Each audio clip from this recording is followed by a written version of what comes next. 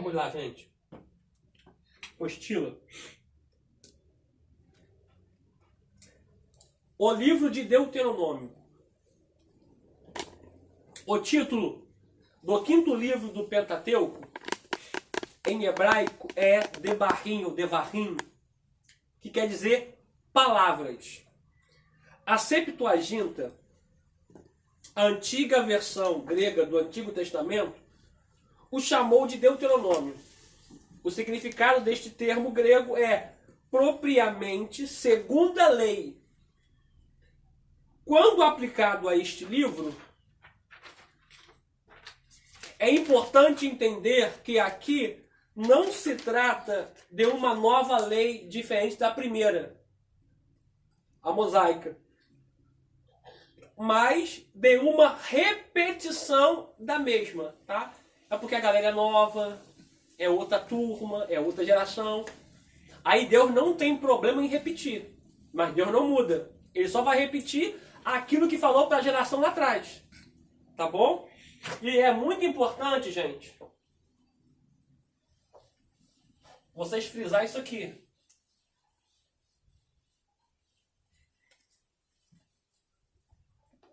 Não são apenas, gente, o decálogo.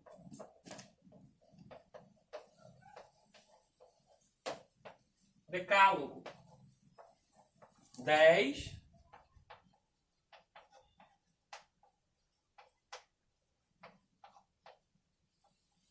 Mandamentos. Tá? A gente conhece os 10 mandamentos. Mas são 613. Tá? Mandamentos.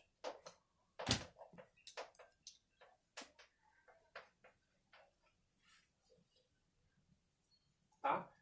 Mandamentos, preceitos. Preceitos, estatutos. E ordenanças.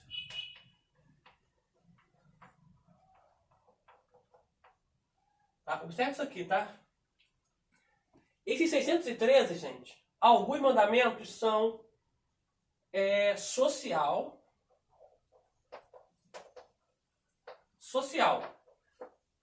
Outros, universal.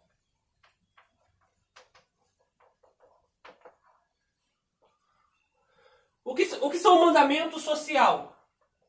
É mandamento para quem nasceu lá. Deixa você escrever, calma aí. Enquanto eu tomo uma aguinha para poder dar uma... Deixa você escrever. Ó, decálogo, que são os 10 mandamentos. No total são 613 mandamentos, preceitos, estatutos e ordenanças.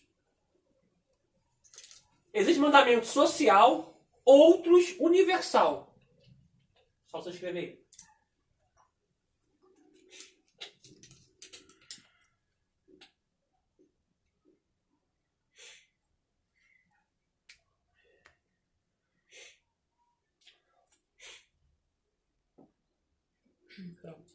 Escreveu?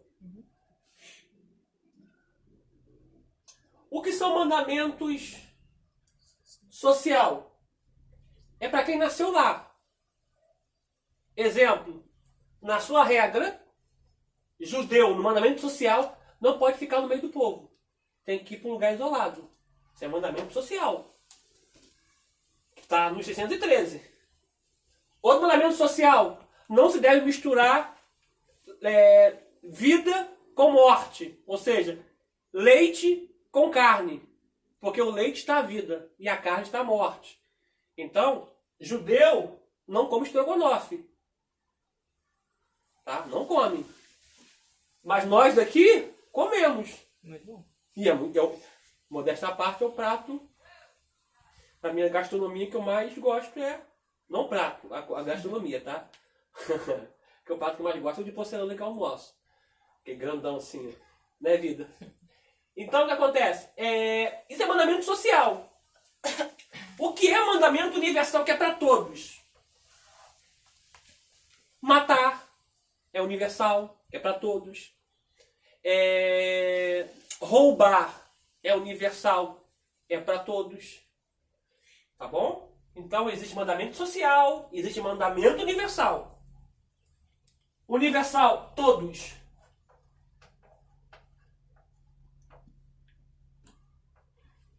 Social.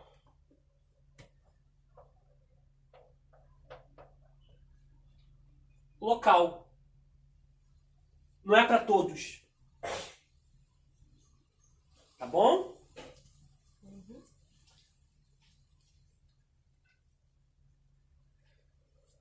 O que é social? Olha o mandamento social. Judeu não pode fazer casa com a janela virada pro vizinho. É mandamento. Tá lá no Decálogo. Tá, são 613, tá? Depois eu vou até postar no grupo, todos eles. Tá? Não vou escrever porque vai ficar 2 horas e meia só falando deles. Tá? Só acho que marcaram que você nem escrever todos eles em 2 horas e meia. Então, mandamento local, você entender local e universal, todos. Tá? Social, local, universal, todos. Tá? Pra você entender.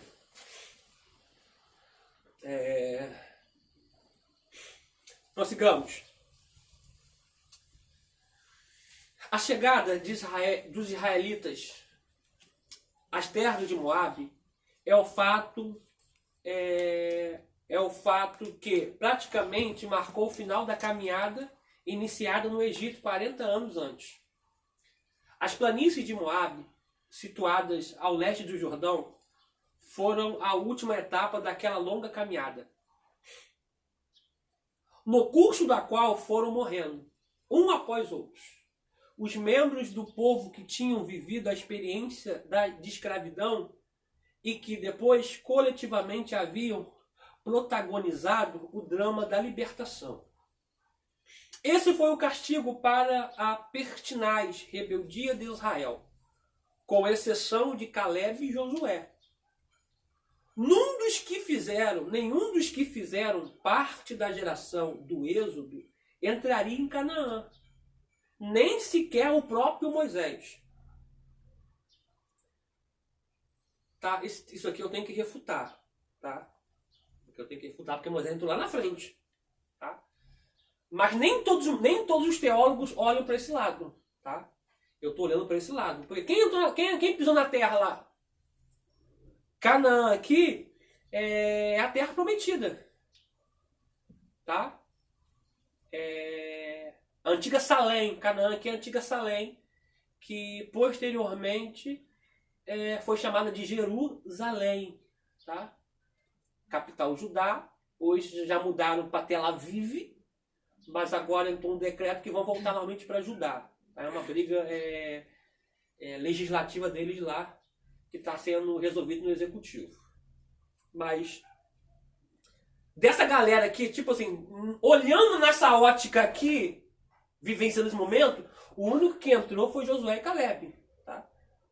Olhando nessa ótica aqui, vivenciada aqui, tá? Nem sequer o próprio Moisés, o fiel guia, legislador e profeta. Vamos ler Deuteronômio,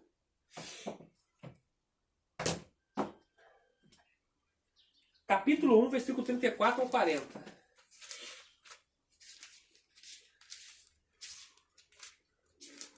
Deuteronômio 1, versículo 34 ao 40.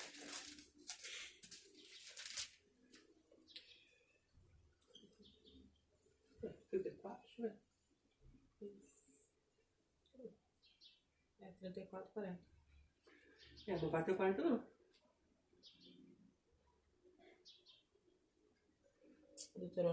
Deuteronômio 1, 34, 40. Mas vamos ver o 34, vamos ver se isso aqui mesmo, deixa eu ver. E naquele mesmo tempo, tomamos todas as suas cidades, destruímos todas as cidades e homens, e mulheres e crianças. Não deixamos a ninguém. Por que o fato de você entrar no lugar, matar homem, mulheres e criança? Porque Deus não queria uma suposta rebelião mais tarde. Tá? A gente olha assim, né? Deus é amor, né? Mas Deus mandava ir matar homens mulheres e crianças. Complicado, né? Só que, tipo assim, a gente olha para esse quadro aqui, gente, olha só. A gente olha para esse quadro aqui, isso aqui eu tenho que... não é defender Deus, porque Deus não precisa de defesa de ninguém. A gente olha para esse quadro aqui, o que a gente fala? Cara, Deus é cruel. A gente cria, a gente idealiza uma imagem de um Deus tirano. Não é não? Tipo assim, a minha esposa está aqui. Falo, vida, amanhã nós vamos tomar Rio das Ostras. Vamos entrar lá, vamos matar os homens, vamos matar as mulheres. Até aí tudo bem. Até aí tudo bem. Né? Matar criança. A mulher, tipo assim, vai topar de boa, vai matar as mulheres? Beleza. Não vai dar em cima daquilo que é meu. As mulheres de plantão sabem o que eu estou falando. Mas quando fala de matar crianças, o que você acha disso? Não é horrível? A gente pensa assim, caramba, cara. Deus é tirano, cara. Deus entrou lá e mandou matar todo mundo. Só que Deus mandou matar com uma proposta de não ter uma rebelião amanhã ou depois. Porque automaticamente Deus foi matando e foi empurrando tudo para um lugar só. A gente olha aqui, a gente não vê os planos de Deus. Só que aí, deixa aberto aí, onde em Deuteronômio.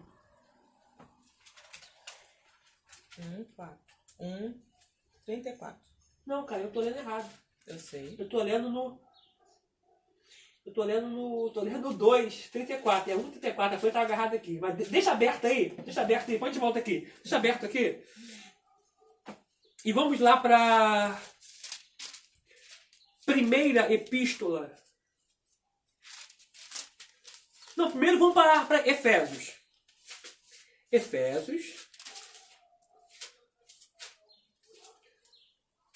Efésios 4. Ó, Efésios 4.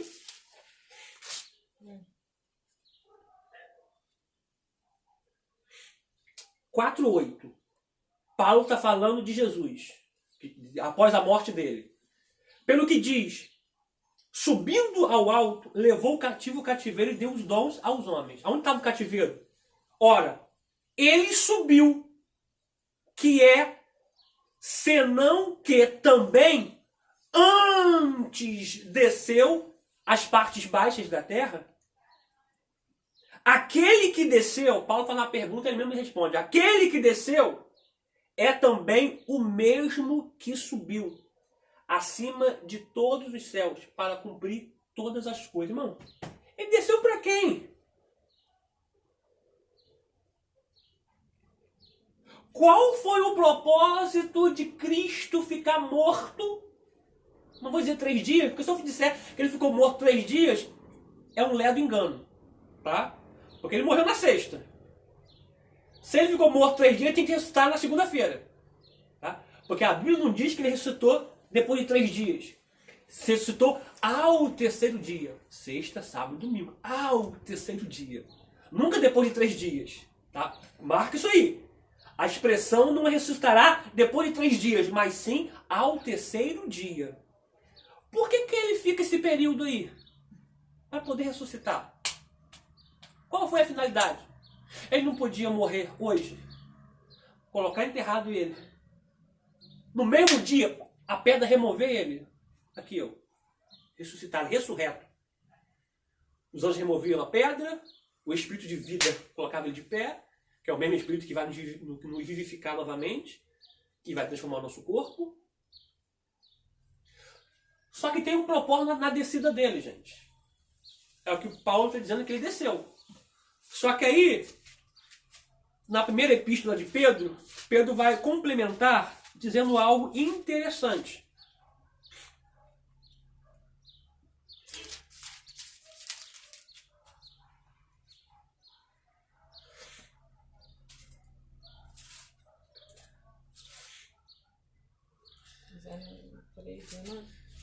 Primeira epístola de Pedro,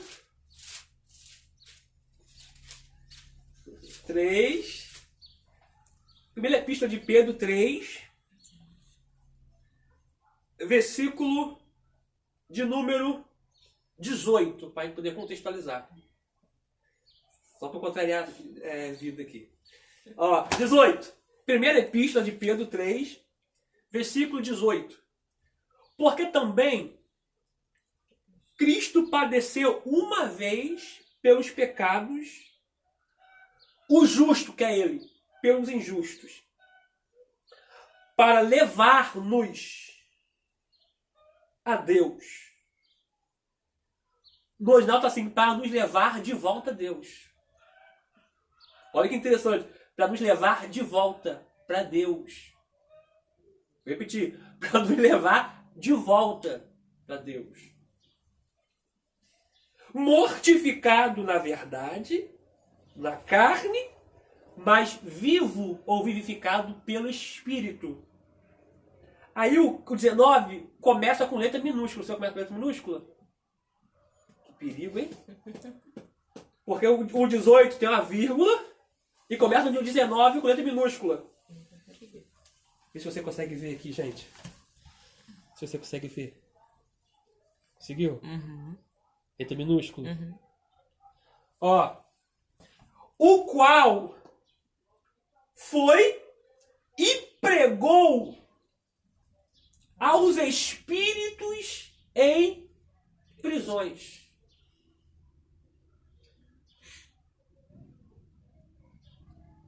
Não.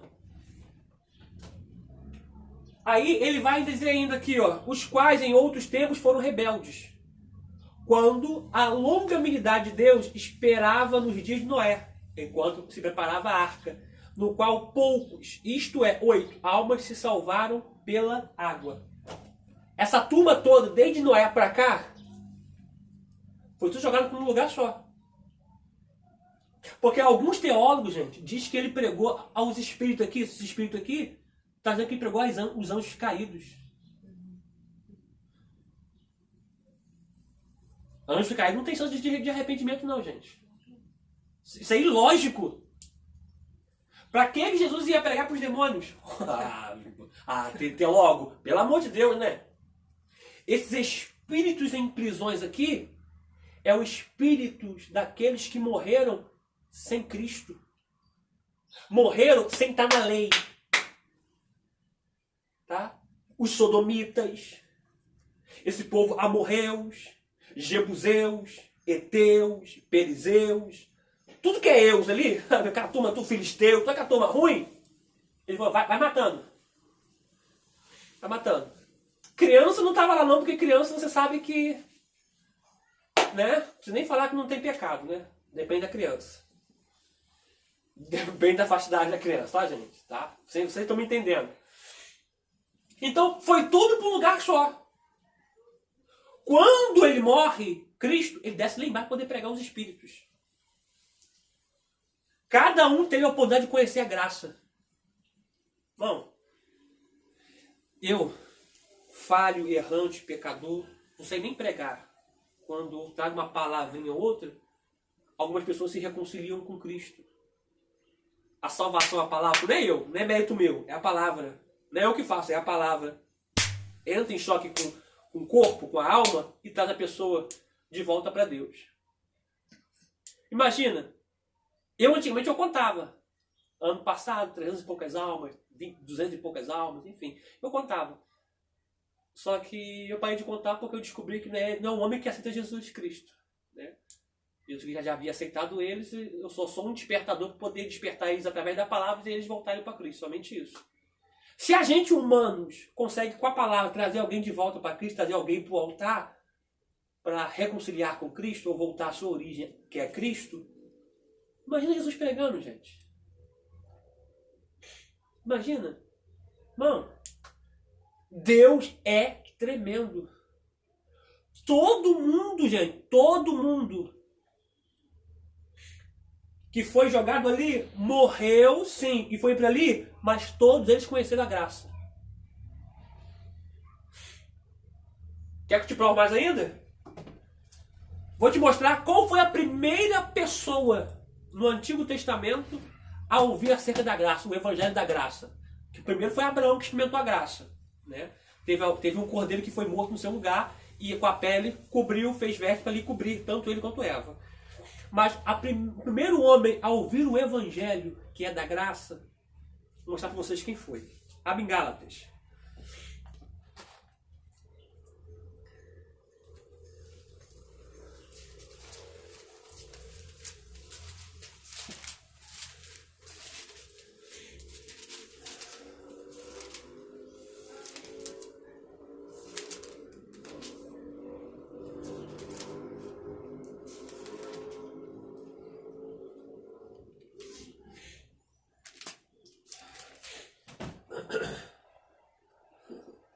Deixa eu correr aqui. Vamos lá.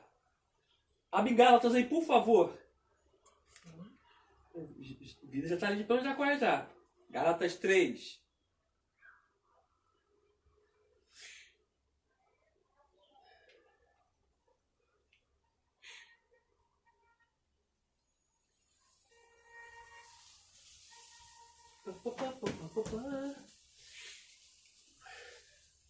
Um negócio, né?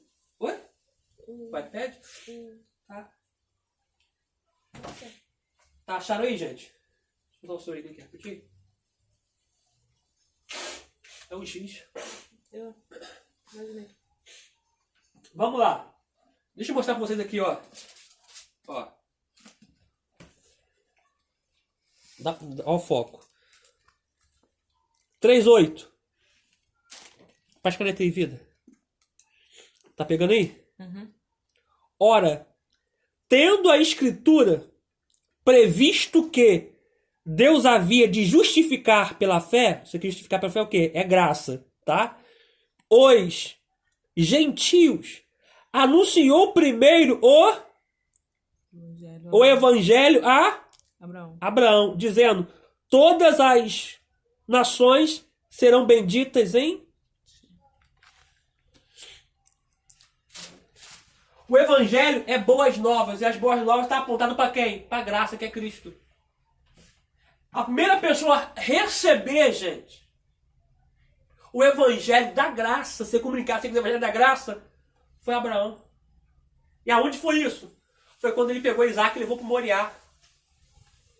3 dias ali, Deus conversando com Abraão acerca da graça. Por isso ele disse assim, ó, vamos ali adorar a Deus e voltaremos. Porque ele já sabia já que Deus não iria pedir o filho a ele. É só uma tipologia do que iria acontecer futuramente, porque Deus fala do fim no começo. Ah, gente, pelo amor de Deus.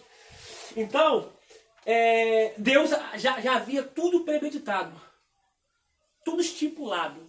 Porque não é acidente da salvação, é plano da salvação. Tá bom? Não é um acidente, é plano, é projeto. Tá? Tudo projetado minuciosamente, tá bom? Como uma engrenagem que funciona cada peça no seu lugar. Vamos prosseguir aqui? Deuteronômio. Vamos lá, Deuteronômio. 1. Agora eu vou no 1 mesmo, gente, porque a folha estava agarrada, me perdoa. 1. Do 34 ao 40. Agora vai até o 40, vai até o 46. Vamos lá. Ouvindo, pois, o Senhor a voz das vossas palavras, indignou-se e jurou, dizendo, nenhum dos homens desta maligna geração verá esta boa terra que jurei dar aos vossos pais. Salvo Calebe, filho de Jefoné, ele verá a terra que pisou, darei a ele, a seus filhos, porquanto perseverou em seguir o Senhor. Também o Senhor se indignou contra mim por causa de vós, dizendo, também tu lá não entrarás. Tá? Josué, filho de Num, que está em pé diante de ti, ali entrará. Esforça-o, porquanto ele a fará herdar a Jerusalém. E vossos meninos, de que dissestes, por presa serão, e os vossos filhos, que hoje nem bem nem mal sabem, ali entrarão. E a eles a darei, e a eles a possuirão. Porém, vós virai-vos e parti para o deserto, pelo caminho do mar vermelho. Tá? essa expressão aqui, no original, Deus dizendo para Moisés que Moisés não entraria ali, junto com aquele povo. Muitos erram por causa disso aí. Ele não entraria com aquele povo. Mas depois lá na frente ele entrou. Só que você observou que Moisés não entra por causa do povo. O líder jamais pode ser corrompido pelo povo. Jamais. Porque o líder não está para ser influenciado, mas o líder está para influenciar. Vamos voltar, apostila. Terceiro parágrafo. Deuteronômio 34. Ainda. Do 1 ao 5.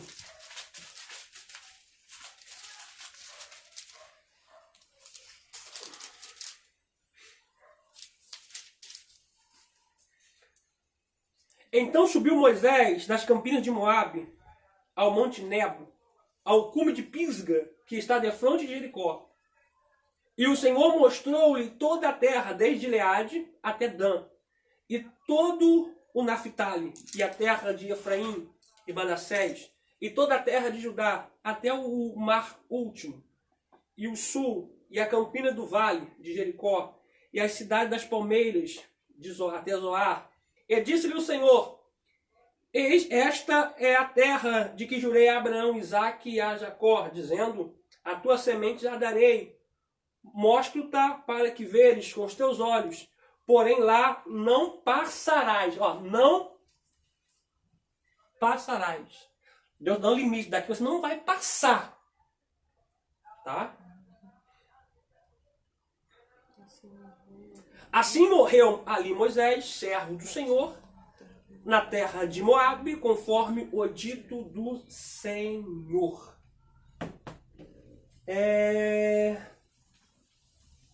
Números não vou ler porque é muito extenso, tá? Depois você lê aí em casa, tá? Números 14, do 21 ao 38.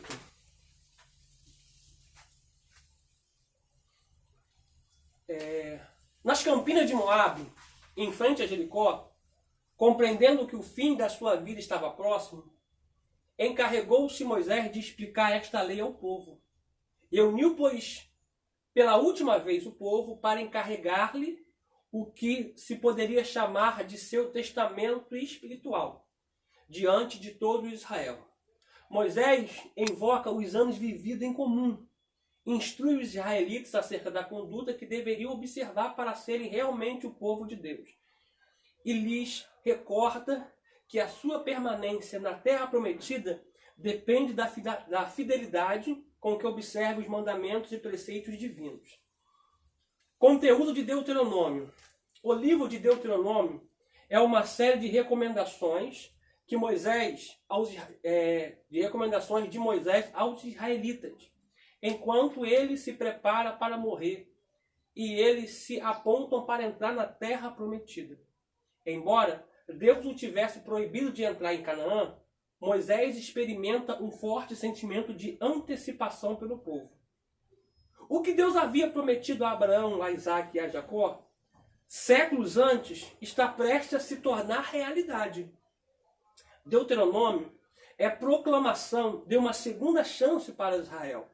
A falta de fé e a infidelidade de Israel tinha impedido a conquista de Canaã anteriormente.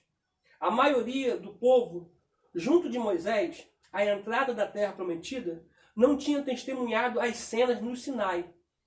Eles eram nascidos e criados no deserto. Sendo assim, Moisés os exorta 35 vezes para entrar e possuir a terra, como se fosse um ânimo, tá? Sempre repetindo: entra e possui, olha a terra que Deus prometeu, entra e conquista, a terra está aí, Deus havia prometido a Abraão, Isaque e Jacó, está cumprindo com a gente, vamos entrar, vamos herdar, vamos conquistar. É um combustível, é um ânimo que Moisés está dando para o povo.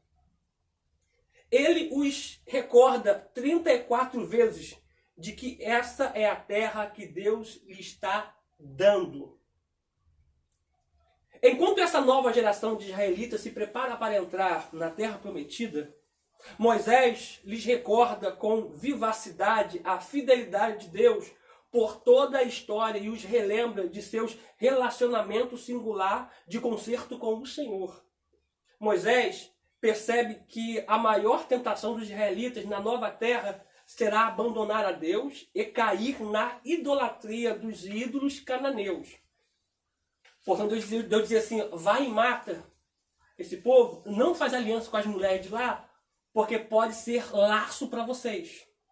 Porque tem gente que está fazendo aliança com certo tipo de pessoas que não é uma aliança, é laço. Vem com o nome de aliança, mas é laço. Ai, ai. Por consequente, Moisés está preocupado com a perpetuação do concerto, para preparar a nação para a vida na nova terra.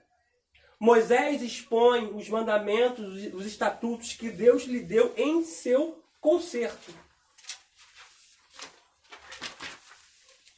A obediência a Deus equivale à vida, bênção, saúde e prosperidade. A desobediência equivale à morte, maldição, doença e pobreza.